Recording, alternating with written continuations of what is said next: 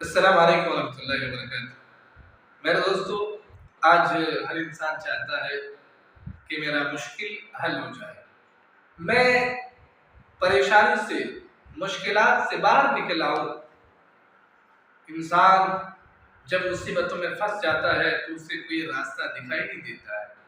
اللہ تعالیٰ نے قرآن مجید کے اندر اس کا سولوشن، اس کا حل بیان کیا ہے کہ کس طریقے سے انسان مشکلات سے، پریشانیوں سے، دقتوں سے باہر آ سکتا ہے۔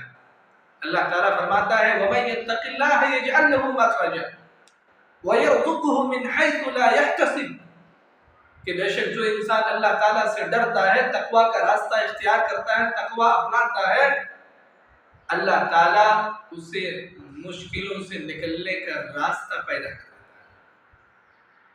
اللہ تعالیٰ اسے پریشانیوں سے نکلنے کا سبیل پیدا کر دیتا ہے۔